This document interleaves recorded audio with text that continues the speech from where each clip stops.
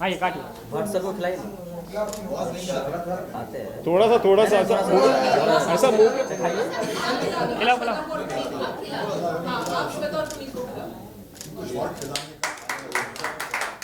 वो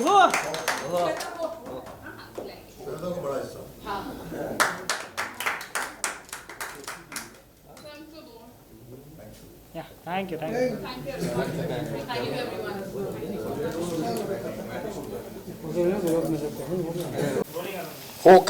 focus marketing नाम की एक चीज़ होती है जहाँ पर फोकस वहाँ होता है जहाँ पर होना चाहिए।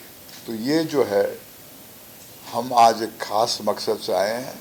मेरे लेफ्ट पे पुनीत दीक्षित जी हैं, राइट पे श्वेता बोत्रा जी हैं। पुनीत जी ने 1920 का म्यूज़िक दिया है, श्वेता जी ने हमारे साथ ही एज ए लिरिक राइटर एक सफ़र शुरू किया है। तो मैं सोच रहा था कि मैं आज आके आप लोगों के साथ में बात जब करूं तो क्या करूं। अक्सर हम बात करते हैं तो फिल्म की बात करते हैं, मेकिंग की बात करते हैं, तो न जाने मुझे दो महारथियों की याद क्यों आई।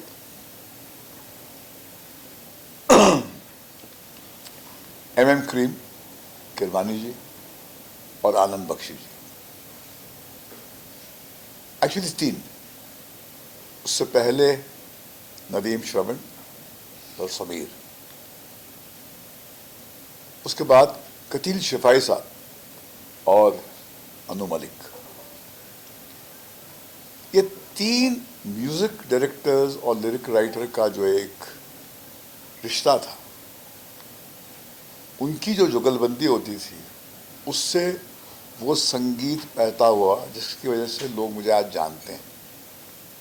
ऐसा नहीं कि मैंने दूसरे म्यूजिक डायरेक्टर के साथ काम नहीं किया, मगर क्योंकि ये मैं इस कॉम्बिनेशन की बात कर रहा हूँ, lyric writer and music director का एक एंड्योरिंग कॉम्बिनेशन, तो मैं अपनी बात सिर्फ इन तक सीमित रखूँगा। वैसे कौशल मुनीर जी ने भी काम किया मेरे साथ में, और बहुत सारे और लोगों ने, सईद कादरी ने किया है मेरे साथ में, मेरा दोस्त, मेरा अजीज़ दोस्त, जिसने प्रीतम के साथ में बहुत गाने लिखे थे, जिसने 2000 की शुरुआत में उसने एक अपनी किस्म की राइटिंग की थी और फिर एक नई ऊर्जा अपने राइटिंग से वो है नहीं, क्योंकि बोल ही नहीं पाते वहाँ पे बैठ के, तो सिर्फ सुनते रहते हैं। लेकिन सुनते हुए भी हम लोग बहुत कुछ निकाल लेते हैं। इवन श्वेता तो पूरे टाइम वहाँ ही रहती है, तो मैं सिर्फ चुराती हूँ। तो कंटेंट तो यहीं से आता है और यहीं से आता रहेगा आने वाले समय में। तो जो भी आपको सुनाई देगा, दिखाई देगा, वो रिफ्लेक्शन तो भट्ट साहब का ही है। और एज यू नो ऑल की भट्ट साहब का मेरा मुझ में कुछ नहीं, मैंने भी कहीं से हासिल किया है। तो जैसा कि आप लोगों ने तो सब देखा है और हिस्ट्री भी है कि भट्ट साहब के निकाले हुए गाने, फिल्म्स, एवरीथिंग जो कि इतने मज़ेदार होते हैं, कमाल के होते हैं। मैंने भी वहीं से सीखा है। एज स्कूल गोइंग किड 2008 में मैंने फर्स्ट टाइम 1920 के गाने सुने थे और मैंने बोला था वो कमाल का म्यूज़िक है, बहुत अच्छा म्यूज़िक है। फिर मुझे भट्ट साहब का नाम पता चला एंड विक्रम भट्ट सर का नाम पता चला, और मैंने सोचा कि अगर कोई म्यूज़िक को मेरे समझ सकता है या उनको थोड़ा पसंद आएगा तो वो भट्ट साहब है। एंड देखिए डेस्टिनी की आई एम डूइंग 1920 का एक सीक्वल, तो this is kind of a success to me. And इसके लिए आपको इनको थैंक यू बोलना चाहिए। पुल तो इन्होंने बना के रखा आपके साथ। श्वेता मैम अगर हमारे बीच नहीं होती तो शायद मैं तो भट्ट साहब तक नहीं पहुंचता, बट इनका सपोर्ट बहुत ज़्यादा रहा है एंड भट्ट साहब का तो रहा ही है। वो तो हमेशा सपोर्ट करते हैं नए लोगों को, उनके पास कोई भी आता है तो उसको काम मिलता ही है अगर वो डिज़र्व करता है तो जिसका खुदा नहीं, जिसका कोई नहीं होता उसका खुदा होता है, और इंडस्ट्री में यही खुदा है भाई बहुत लोगों के। क्या होता है कि जब हम बिल्कुल सेंटर में पहुंच जाते हैं ना इंडस्ट्री के, तो हमारा सर्कल लिमिटेड हो जाता है। तो मुझे याद है कि सोनी जो इंटरनेशनल लेबल के जो एक रिप्रेजेंटेटिव आए थे, जिनके साथ हमने कुछ फिल्में बनाई थी,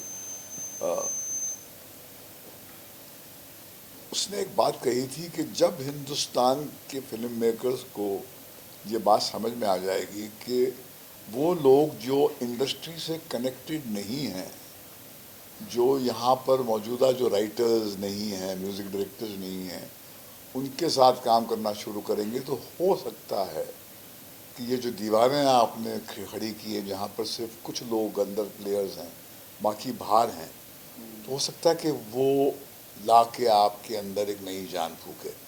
तो शुरिता जो थी ये बंगाल से आई हैं, कलकत्ते से आई हैं, तो वो लिटरेरी फेस अपना वर्ल्ड से आई हैं।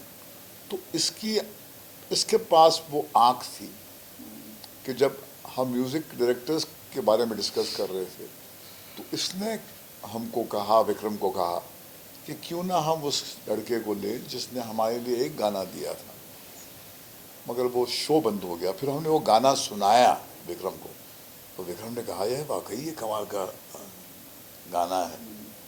और फिर वहाँ से एक शुरुआत हुई, मगर वो आँख जो है वो एक पाक आँख थी, उस पर बाजार की धूल नहीं बैठी।